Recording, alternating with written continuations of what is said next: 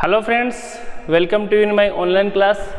आज हम पढ़ेंगे क्लास 9th में साइंस के अनेक सारे टॉपिक हैं, उनको हम कवर करेंगे। डिस्कवरी यानी कि खोज। देखिए किसकी खोज किसने करी थी, इसके बारे में हम पढ़ेंगे। तो सबसे इलेक्ट्रॉन की खोज की थी सबसे पहले जे थॉमसन ने। ध्यान रखिए, जे थॉमसन ने इलेक्ट्रॉन की खोज की थी। और इलेक्ट्रॉन के ऊपर कौन सा चार्ज होता है, तो इसके ऊपर नेगेटिव चार्ज होता है। अब बात करते हैं अपन प्रोटॉन की खोज। तो प्रोटॉन की खोज गोल्डस्टीन ने की थी। गोल्डस्टीन ने की थी प्रोटॉन की खोज, और इसके ऊपर पॉजिटिव चार्ज। न्यूट्रॉन की खोज की थी, इसके ऊपर कोई भी चार्ज नहीं होता, यानी कि जीरो चार्ज होता है न्यूट्रॉन के ऊपर। और इसकी खोज जेम्स चैडविक ने की थी। जेम्स चैडविक ने की थी। अब देखिए न्यूक्लियस यानी कि नाभिक का जो खोज हुई थी अल्फा प्रकीर्णन प्रयोग के द्वारा हुई थी और रदरफोर्ड द्वारा हुई थी। रदरफोर्ड हमारा करेक्ट आंसर है, रदरफोर्ड। अब देखिए अगला क्वेश्चन अपना चलता है, एटॉमिक मास क्या है। तो एटॉमिक मास किसी भी जो एटम्स जो होता है उस एटम्स के बीच में होता है न्यूक्लियस, और इस न्यूक्लियस के अंदर होते हैं प्रोटॉन, प्लस इस न्यूक्लियस के अंदर होते हैं न्यूट्रॉन। तो ये ध्यान रखिए, प्रोटॉन प्लस न्यूट्रॉन। और बाहर कौन रहते हैं, इलेक्ट्रॉन, जिनके ऊपर नेगेटिव चार्ज होता है। अब अपन बात करते हैं एटॉमिक मास। तो जो मास जो होता है वो प्रोटॉन की संख्या प्लस न्यूट्रॉन की संख्या के बराबर होता है। यानी कि जो मास होता है number of protons and number of neutrons का सम होता है, यानी कि sum of number of proton and number of neutron. अब एटॉमिक नंबर की बात करें जिसे जेड से निरूपित करते हैं, तो एटॉमिक नंबर जो होता है, atomic number is equal of number of proton. ये नंबर ऑफ प्रोटॉन के बराबर होता है, यानी कि जो प्रोटॉन की संख्या होती है उसके बराबर, प्रोटॉन की संख्या के बराबर होता है क्या, एटॉमिक नंबर। यानी कि इसको कोई भी जो परमाणु होता है उसका Z और A, ये Z उसका एटॉमिक नंबर से शो किया जाता है। अब देखिए आइसोटोप क्या है। तो isotope the species of elements which have same atomic number but different mass number, they are called isotope. जैसे एग्जांपल देखिए, क्लोरीन 17 और क्लोरीन 17 दोनों की जो एटॉमिक नंबर सेम है, लेकिन इसका 35 इसका 37। तो ये क्या है, ये एक दूसरे के आइसोटोप हैं। इसी तरह से अगर अपन बात करें और भी आइसोटोप्स अपने पास, मान लीजिए कार्बन 612 और कार्बन 614। तो यानी कि क्या हुई इनकी परिभाषा, the species of elements which have same atomic number but different mass number, they are called isotope. अब आइसोबार क्या है, the species of element which have same mass number but they have different atomic number, they are called isobar. For example देखिए, argon 18 और calcium 20, लेकिन दोनों का जो mass number है वो 40 है। तो इस प्रकार हम कह सकते हैं कि इनके अंदर जो एटॉमिक नंबर है वो क्या है, डिफरेंस है, लेकिन मास नंबर क्या है, मास नंबर सेम है। तो ये क्या है, एक दूसरे के आइसोटोप हैं। अब देखिए मोल संख्या। तो मोल संख्या कैसे निकालेंगे, तो मोल संख्या किसी भी परमाणु के अंदर जो उसका मोलर मास होता है उसके अकॉर्डिंग मोल संख्या निकाली जाती है, और हर एक जो का मोल संख्या अलग अलग होती है। एटॉमिक मास यूनिट इससे पहले हमें देखना पड़ेगा। तो कार्बन 12 आइसोटोप का 1/12 जो मास है वो एटॉमिक मास यूनिट कहलाता है, जिसको हम AMU से शो करते हैं। कार्बन 12 आइसोटोप का 1/12वां भाग होता है 1 AMU के बराबर। तो मोल संख्या को हम A से डिनोटेट करते हैं, और किसी भी पदार्थ की जो मात्रा है यानी कि जो अमाउंट ऑफ सब्सटेंस है वो मोल नंबर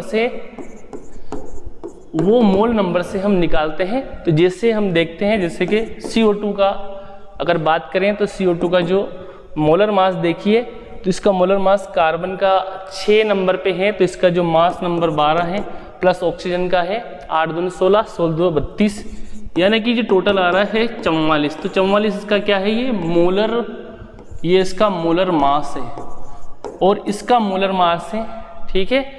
तो 44 ग्राम यानी कि 44 ग्राम किसके बराबर है? 1 मोल के बराबर है किसके? Carbon dioxide. इसी तरह से अगर वाटर की बात करें तो वाटर में एक ऑक्सीजन तो 16 प्लस हाइड्रोजन 2 तो 18, उसका 18 ग्राम 1 मोल के बराबर है। अब अवोगाद्रो संख्या क्या है? The number of particles, the number of particles क्या हो सकते हैं? वो एटम हो सकते हैं। The number of particles present in the 1 mole is constant, यानी कि 1 मोल में उपस्थित जो परमाणु की संख्या वो कांस्टेंट होती है, और उसका मान उन्होंने बताया था 6.022 × 10⁻23 एटम्स पर मोल, यानी कि इतना एटम्स होता है। इसको कहते हैं अपन अवोगाद्रो नंबर, यानी कि अवोगाद्रो संख्या। अब देखिए formula of mole by mass, देखिए मास के द्वारा अपन मोल की संख्या निकालेंगे तो स्मॉल n बराबर स्मॉल m अपन कैपिटल M से निकलेगा अपना formula of mole by mass. देखिए मास के द्वारा अपन मोल संख्या कैसे निकालेंगे? n बराबर स्मॉल m अपन कैपिटल M। यहाँ m क्या है? यहाँ m है गिवन मास, क्या है यहाँ पे? Given mass. और m क्या है? ये है मोलर मास। ये मोलर जो मास होता है ये भी फिक्स होता है, ध्यान रखिए। जैसे हाइड्रोजन का 1 होता है, ऑक्सीजन का 16 होता है, कार्बन का 12 होता है, इस तरह से। n बराबर क्या है? अब अपन पार्टिकल्स से निकालेंगे तो n बराबर n अपॉन NO यहाँ क्या है? अवोगाद्रो संख्या। तो इस प्रकार से भी अपन मोल संख्या निकाल सकते हैं। देखिए n बराबर हम जानते हैं, तो n बराबर small m upon capital N into Avogadro number. इस प्रकार से हम परमाणु की कणों की संख्या या कणों की संख्या भी निकाल सकते हैं, गिवन मास बटे molar mass into Avogadro number. अब देखिए मोशन क्या है? यदि कोई वस्तु समय के साथ, if any object is change the position of its with an interval time, अगर कोई वस्तु समय के साथ अपना पोजिशन चेंज कर रही है तो इसको कहेंगे मोशन। तो change of position of an object with an interval time, कोई निर्धारित समय के बाद निर्धारित समय में अगर वस्तु अपनी पोजीशन बदल रही है तो वो क्या कहलाएगी? मोशन की कंडीशन। अब यूनिफॉर्म मोशन क्या है? अगर कोई वस्तु इक्वल टाइम में इक्वल डिस्टेंस तय कर रही है, इक्वल टाइम में इक्वल डिस्टेंस कवर कर रही है, equal distance covered by an object, तो इसको हम कहेंगे, क्या कहेंगे इसको? Uniform motion. ठीक है, जैसे कोई वस्तु 1 घंटे में 50 किलोमीटर चल रही, अगले घंटे में भी 50 चली, अगले में भी 50 चली, तो वो क्या कहलाएगा? Uniform motion. अब नॉन यूनिफॉर्म मोशन क्या है? टाइम इक्वल है, इक्वल टाइम में इक्वल टाइम, लेकिन इक्वल डिस्टेंस नहीं है, डिफरेंट डिस्टेंस, यानी कि different distance covered by an object is called, इसको हम कहेंगे नॉन यूनिफॉर्म डिस्टेंस, यानी कि असमान दूरी। जैसे कोई वस्तु 1 घंटे के अंदर 5 किलोमीटर चली, अगले घंटे में 2 किलोमीटर चली, अगले घंटे में 3 चली, अगले घंटे में 8 चली, तो ये क्या है? नॉन यूनिफॉर्म मोशन होगी। डिस्प्लेसमेंट क्या है? देखिए डिस्प्लेसमेंट बहुत ही बढ़िया टॉपिक है। जैसे कोई व्यक्ति यहाँ से चलना स्टार्ट किया और यहाँ आया, तो देखिए ये जो है ये डिस्टेंस है, ये क्या है? डिस्टेंस, यानी कि उसने जो कवर किया गया पथ है डिस्टेंस। लेकिन यहाँ से यहाँ तक की जो दूरी है वो कहलाएगी डिस्प्लेसमेंट, वो कहलाएगी डिस्प्लेसमेंट। देखिए द मिनिमम डिस्टेंस, इसका मतलब इसकी परिभाषा क्या होगी? The minimum distance of object from start point two last point is called displacement, यानी कि वस्तु के प्रारंभिक बिंदु से अंतिम बिंदु के मध्य की न्यूनतम दूरी क्या कहलाती है? न्यूनतम दूरी कहलाती है डिस्प्लेसमेंट। अब बात करते हैं डिस्टेंस क्या है। तो द कवर्ड पथ बाय एन ऑब्जेक्ट, यानी कि वस्तु द्वारा जो कवर किया गया पथ है वो क्या कहलाएगा? उसके द्वारा तय की गई दूरी कहलाएगा। अब वेलोसिटी क्या है? देखिए वेलोसिटी और स्पीड, चाल और वेग दोनों, वेलोसिटी में क्या होता है, कोई वस्तु गति कर रही है, चल रही है, कोई दिक्कत नहीं, लेकिन उसमें एक बात है, ये एक सदिश राशि है, यानी कि एक दिशा का ज्ञान होता है इसमें। यानी कि वेलोसिटी क्या है, the covered distance by an object with an time interval time, यानी कि वस्तु द्वारा एक निर्धारित समय में तय की गई दूरी है, यानी कि ये चाल भी है, और लेकिन इसमें क्या है, दिशा की जानकारी होती है, यानी एक निर्धारित दिशा में वस्तु द्वारा तय की गई दूरी क्या कहलाएगी, वेलोसिटी कहलाएगी। यानी कि इसमें क्या होती है, सदिश, यानी कि ये डायरेक्शन का भी पता लगाती है, डायरेक्शन प्लस उसका जो मान है, वैल्यू है, वो दोनों का पता लगता है इससे, किससे, सदिश राशि से, वेलोसिटी से। अब देखिए स्पीड क्या है, स्पीड यानी कि चाल बराबर डिस्टेंस बटे टाइम होता है, डिस्टेंस बटे टाइम, यानी कि पर यूनिट टाइम में वस्तु द्वारा किया गया distance, the covered distance by an object in per unit time is called speed. इसका जो यूनिट है स्पीड का वो है, डिस्टेंस का है मीटर और समय का है सेकंड, तो इसकी ऐसा यूनिट मीटर पर सेकंड। अब एवरेज स्पीड की बात करें तो एवरेज स्पीड बराबर टोटल डिस्टेंस जो वस्तु द्वारा तय की गई दूरी बटे total time, total taken time, यानी कि अगर कोई वस्तु 5 किलोमीटर चली, अगले घंटे में फिर 10, फिर 20, फिर 30, सबको जोड़ने के बाद जो टोटल टाइम लगा है उसका अपन भाग देंगे तो क्या आ जाएगा, एवरेज स्पीड आ जाएगी। नेक्स्ट देखिए एक्सेलरेशन क्या है, तो देखिए किसी भी की वस्तु के वेग में परिवर्तन की दर, ठीक है, वेग में परिवर्तन की दर, the change of velocity, the rate of, देखिए इसमें the rate of change of velocity of an object is called acceleration, यानी कि वस्तु के वेग में परिवर्तन की दर एक्सेलरेशन ए बराबर होता है v minus you upon T, यानी कि ये भी एक प्रकार की सदिश राशि है, ध्यान रखना डायरेक्शनल राशि है। इसकी यूनिट की बात करें तो वेग की यूनिट आप सबको याद है मीटर पर सेकंड और टाइम की यूनिट है सेकंड, तो इसकी जो यूनिट आई अपनी मीटर पर सेकंड का स्क्वायर, ध्यान रखिए एक्सेलरेशन की यूनिट मीटर पर सेकंड का स्क्वायर है। The rate of change of velocity of an object is called acceleration. इसी तरह से यहाँ मोमेंटम की भी आपको मैं बताता हूँ, मोमेंटम बराबर होता है P बराबर mv, तो m यानी कि मास जिसका किलोग्राम, v बराबर मीटर पर सेकंड, तो इसकी ऐसा यूनिट हुई किसकी, मोमेंटम की, किलोग्राम मीटर पर सेकंड। इनर्शिया क्या है, वस्तु टेंडेंसी ऑफ एन ऑब्जेक्ट, यानी कि वस्तु की वह टेंडेंसी जो अपनी मूल स्थिति को बनाए रखे, यानी कि अपने स्टेबिलिटी को बनाए रखे, उसको कहते हैं जड़त्व, यानी कि अपनी स्थिति को बनाए रखने की प्रॉपर्टी, यानी कि प्रॉपर्टी कह दो या टेंडेंसी कह दो, properties of an object to stability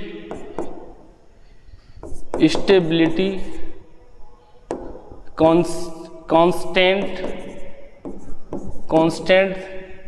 it's position, यानी कि वस्तु द्वारा अपनी पोजीशन को कांस्टेंट बनाए रखने की प्रॉपर्टी क्या कहलाती है, प्रॉपर्टी कह दो या टेंडेंसी कह दो, एक ही बात है, इसको कहते हैं अपन इनर्शिया कहते हैं।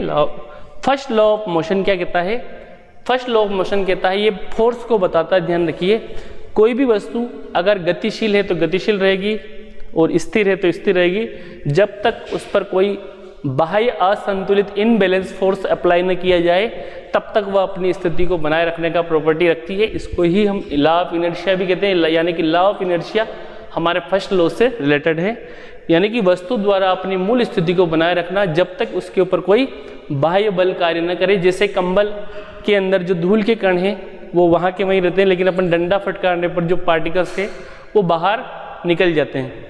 इसी तरह से पेड़ की पत्तियां वही हैं, लेकिन अगर उसको अपन हिलाएंगे तो वो नीचे गिर जाती है। यानी कि वस्तु द्वारा अपनी वस्तु यदि गतिशील है या स्थिर है तो वह अपनी स्थिति में परिवर्तन का क्या करती है, विरोध करती है। क्या करती है, विरोध करती है, यानी कि वो एक तरह से क्या करती है, अपने इनर्शिया की वजह से। ठीक है, यानी कि वस्तु द्वारा अपनी मूल स्थिति को बनाए रखना इनर्शिया है, और अपनी कब तक, जब तक उस पर हम क्या लगाएं, बाह्य असंतुलित बल लगाएंगे। कौन सा बल, बाह्य असंतुलित बल लगाएंगे, तभी वो अपनी मूल स्थिति में परिवर्तन करेगी। ओके, अब देखिए सेकेंड लॉ ऑफ मोशन। तो सेकेंड लॉ ऑफ मोशन कहता है कि किसी वस्तु के जो संवेग में परिवर्तन की दर है वो उसके ऊपर लगने वाले फोर्स के समानुपाती है। तो फोर्स प्रोपोर्शनल टू संवेग में परिवर्तन। संवेग क्या है, जो मास इनटू वेग। वेग क्या है, v minus you upon T. देखिए ये v minus you upon T, तो F बराबर, अगर अपन कांस्टेंट रख के उसका मान 1 रखेंगे तो क्या आएगा, m और v अपॉन यू बटे टी बराबर a। तो जो आपका फोर्स बराबर क्या आया, मास यानी कि किलोग्राम, और एक्सेलरेशन बराबर मीटर बटे सेकंड। तो हमारी जो फोर्स की जो यूनिट क्या है, किलोग्राम मीटर बटे सेकंड का स्क्वायर, यानी कि F बराबर ma, यानी कि किसी भी वस्तु के संवेग में परिवर्तन की दर उस पर लगने वाले बाह्य बल के समानुपाती होती है। The change of acceleration of an object is directly proportional to the act force of an object. Third law क्या कहता है, एक्शन टू रिएक्शन, यानी कि क्रिया प्रतिक्रिया का नियम। एक्शन टू रिएक्शन, प्रत्येक क्रिया के विपरीत दिशा में प्रतिक्रिया होती है, ये बताता है। जैसे रॉकेट की बात करें तो धुआं नीचे निकलता है, मोशन आगे होता है। बंदूक की बात करें, गोली आगे चलती, झटका पीछे लगता है। नाव में हम पतवार से पानी पीछे धक्का देते हैं और नाव आगे की ओर गति करती है। तो देखिए m1 u1 plus m2 u2 बराबर m1 v1 plus m2 v2, ये फॉर्मूला अपना काम में आता है इसमें, किसके अंदर, थर्ड लॉ ऑफ मोशन के अंदर। अब देखिए इक्वेशन ऑफ मोशन बहुत ही महत्वपूर्ण है। देखिए बहुत ही महत्वपूर्ण है, v बराबर u प्लस at, और दूसरी है s बराबर ut प्लस हाफ at का स्क्वायर, और तीसरी है 2as बराबर v का स्क्वायर माइनस u का स्क्वायर। देखिए तीनों समीकरणें बहुत काम में आती है। ये इससे वेलोसिटी निकाल सकते हैं, इससे डिस्टेंस निकाल सकते हैं, इससे अपन एक्सेलरेशन और डिस्टेंस दोनों ही निकाल सकते हैं। यहाँ देखिए v क्या है, यहाँ पे v, यहाँ v है फाइनल वेलोसिटी, ध्यान रखिए। यहाँ u क्या है, इनिशियल वेलोसिटी, और यहाँ पे a बराबर क्या है, एक्सेलरेशन, और यहाँ t बराबर क्या है, t बराबर यहाँ टाइम है, और यहाँ s बराबर क्या है, s बराबर है यहाँ पे डिस्टेंस। तो ध्यान रखिए ये तीनों समीकरणें न्यूटन द्वारा दी गई और बहुत ही महत्वपूर्ण है। इसकी सहायता से अपन इन पांचों चीज़ों को निकाल सकते हैं। v बराबर u प्लस at, s बराबर ut प्लस हाफ at का स्क्वायर, 2as बराबर v का स्क्वायर माइनस u का स्क्वायर। अब सर्कुलर मोशन में कोई वस्तु गति कर रही है, मान लीजिए इस तरह से सर्कुलर मोशन में गति कर रही है, और ये उसका रेडियस है, तो कैसे उसका वेलोसिटी निकालेंगे या उसका वेग कैसे निकालेंगे, 2 पाई r अपॉन t की सहायता से अपन सर्कुलर पथ में या सर्कुलर मोशन में निकाल सकते हैं। क्या निकाल सकते हैं, उसकी वेलोसिटी, किसकी, ऑब्जेक्ट की। अब देखिए ग्रेविटेशनल यूनिवर्सल लॉ क्या कहता है, इसका जो बहुत ही महत्वपूर्ण है ये भी। जब कोई दो बड़े जो पिंड्स होते हैं उनका मास मान लीजिए बड़ा m, इसका छोटा m, ये बड़ा मान लीजिए थोड़ा, तो अब देखिए इसके बीच की दूरी d और ये इसका मास। देखिए ये क्या कहता है, बहुत ही महत्वपूर्ण है। दो पिंडों के मध्य जो लगने वाला जो फोर्स है, the force applied between two objects is directly proportional to of their mass and inversely proportional to the distance square of their distance. यानी कि ये जो फोर्स होता है दोनों के बीच, दोनों के मास के गुणनफल के समानुपाती और उनकी मध्य की दूरी के वर्ग के व्युत्क्रमानुपाती होता है। यहाँ हम प्रोपोर्शनल को हटाएंगे तो हमें जी कांस्टेंट रखना पड़ेगा, तो ये हमारा फॉर्मूला बन के आएगा। और जी का जो मान है वो होता है 6.6 इंटू 10 की power minus 11 newton into metre का स्क्वायर बटे किलोग्राम का स्क्वायर। देखिए जी को यहाँ रखेंगे तो ये न्यूटन और ये दूरी यानी कि मीटर का स्क्वायर, ये दोनों मास नीचे जाएंगे तो किलोग्राम का स्क्वायर। तो आपको इस फॉर्मूले से इसको निकाल सकते हैं। ये आपका ग्रेविटेशनल कांस्टेंट की यूनिट भी है, ध्यान रखिए। वैल्यू ऑफ जी, देखिए वैल्यू ऑफ जी एफ बराबर हम जानते हैं एम ए, और यहाँ ग्रेविटेशन की बात कर रहे हैं तो यहाँ वहाँ ए बराबर था एक्सेलरेशन और यहाँ जी बराबर होगा ग्रेविटेशनल एक्सेलरेशन। ये क्या होगा? Gravitational acceleration. तो देखिए ये दोनों जो फोर्स है ग्रेविटेशन के अकॉर्डिंग क्या है? एफ बराबर किसके बराबर है? G M small M upon D या आर के स्क्वायर। अब हम इसमें मान रखेंगे तो एफ बराबर है एम जी, और ये जो इधर हम रखेंगे G capital M M upon D, D यानी कि दूरी। अगर पृथ्वी की बात करें तो यहाँ से यहाँ तक की जो डी है वो किसके बराबर है? रेडियस के बराबर है। तो यहाँ हम आर भी लिख सकते हैं। जब हम इसमें मान रखते हैं तो जी जो है ग्रेविटेशन एक्सेलरेशन वो इससे स्मॉल एम से स्मॉल एम कट जाएगा, तो capital G capital M upon यानी कि पृथ्वी का जो रेडियस है उसका। जब हम मान रखेंगे तो जो जी का मान आएगा 9.8 मीटर पर सेकंड का स्क्वायर, यानी कि ये एक प्रकार का कांस्टेंट आता है, यानी कि ग्रेविटेशनल एक्सेलरेशन का मान 9.8 मीटर पर सेकंड का स्क्वायर होता है। अब वर्क कार्य बराबर क्या है? तो कार्य बराबर है बल इंटू विस्थापन यानी कि force into displacement, force into displacement. देखिए कार्य बराबर वर्क बराबर एफ एस कोस थीटा, और कोस थीटा के ऊपर भी बहुत ज़्यादा महत्व रखता है इसमें। कोस 0 का मान, जैसे कि कोस 0 का मान 1 होता है, कोस 90 का मान 0 होता है, और कोस 180 का मान -1 होता है। यानी कि इसकी सहायता से हम अपना जो निकाल सकते हैं। तो देखिए कार्य बराबर फोर्स का मात्रक है न्यूटन, और जो इसका है मीटर, तो न्यूटन इंटू मीटर बराबर होता है जूल। तो बहुत ही महत्वपूर्ण आया यहाँ पे, जूल किसका मात्रक है? तो कार्य का मात्रक है। एक और किसका मात्रक है? एनर्जी का मात्रक भी जूल है, ध्यान रखिए। एनर्जी का जो यूनिट है एसआई यूनिट क्या है? वो भी जूल ही है, ध्यान रखिए। एनर्जी की एसआई यूनिट क्या है? जूल। ओके, इसी तरह से 1 किलोवाट घंटा बराबर ये अपनी यूनिट है। ये भी कई बार पूछा जाता है। 3.6 × 10⁶ जूल के बराबर होता है 1 किलोवाट घंटा, यानी कि एक यूनिट अपनी एनर्जी। ऊर्जा क्या है? The capacity of doing work, capacity of doing work क्या कहलाती है? एनर्जी, यानी कि कार्य करने की क्षमता ऊर्जा कहलाती है। Okay, capacity of doing work. Type of unit, इसकी यूनिट की बात करें तो इसकी यूनिट क्या है? जूल है, और इसके प्रकार बहुत सारे प्रकार है। गतिज ऊर्जा, विंड एनर्जी, और उसके बाद पोटेंशियल ऊर्जा, बहुत सारी ऊर्जा है। ज्वारीय ऊर्जा, पवन ऊर्जा, विद्युत ऊर्जा। तो देखिए विभिन्न प्रकार की एनर्जी है। सबसे पहले अपन गतिज ऊर्जा की बात करें तो ई के बराबर होता है ½ mv का स्क्वायर।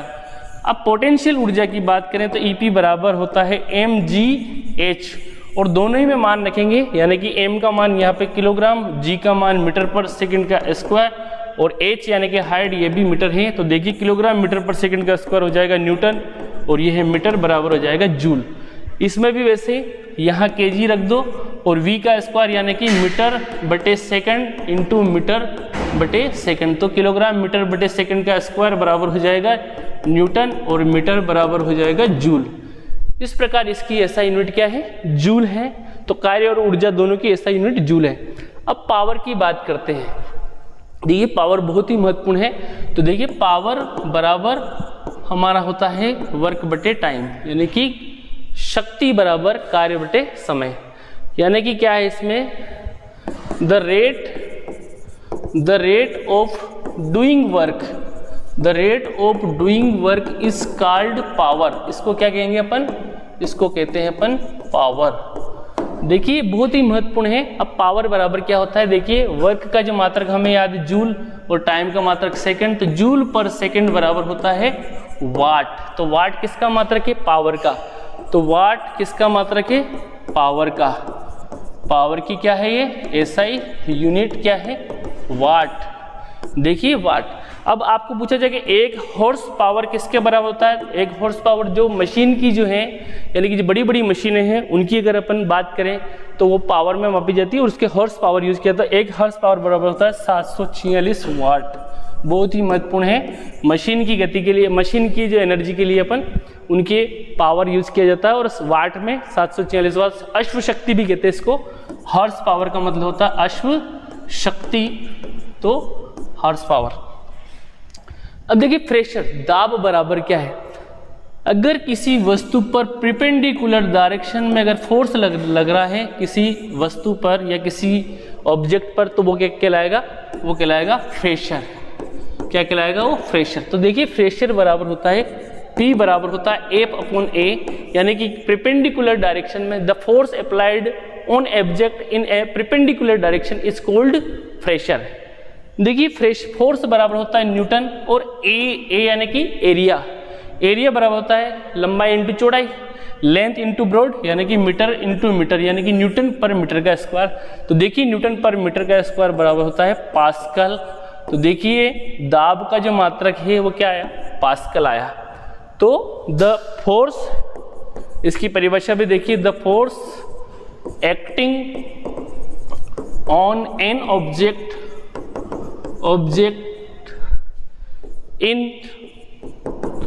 in perpendicular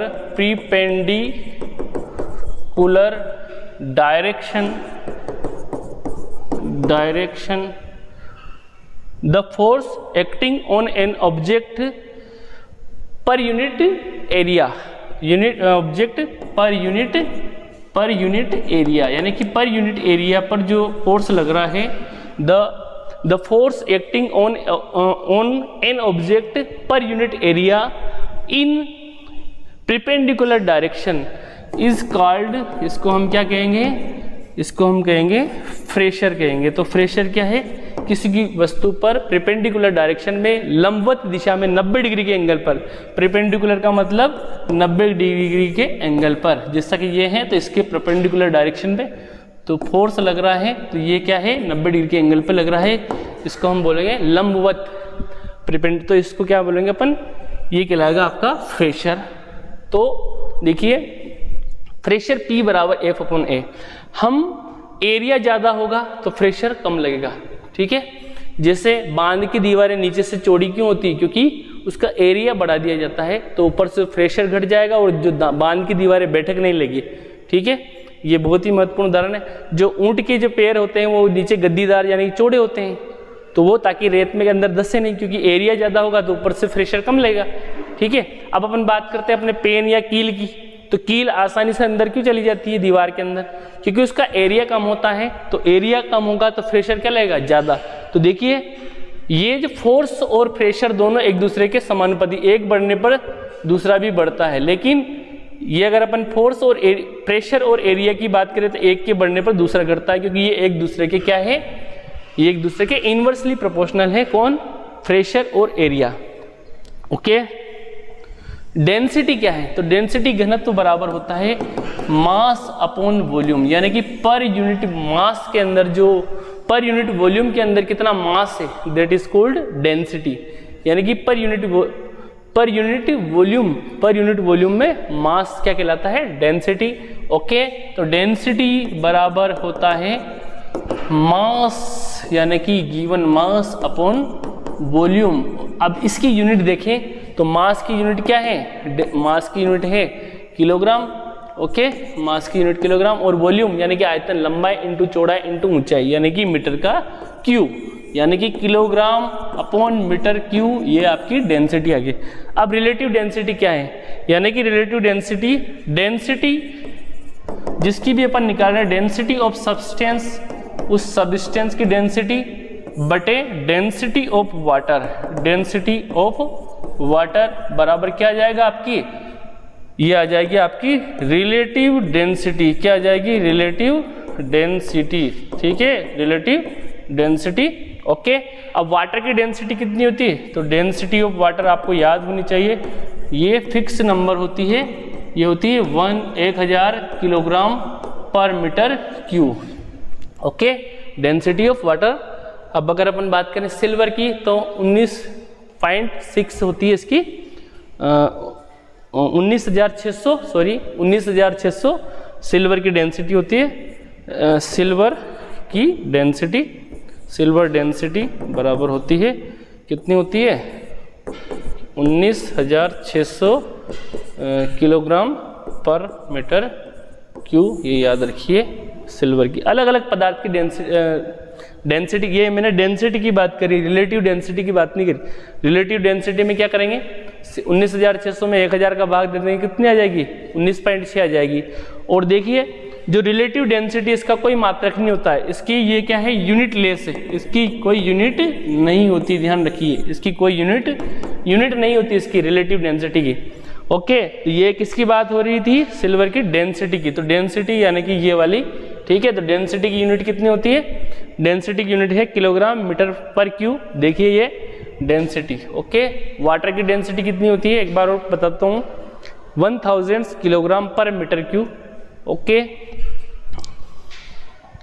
तो इस प्रकार हमने बहुत सारे क्वेश्चंस इस क्लास में सोल्व किए। आई होप आपको क्लास में मज़ा आया होगा, तो आप इसका ज़्यादा से ज़्यादा उपयोग करें। थैंक्स, आपने अंत तक देखा, इसके लिए आपका धन्यवाद।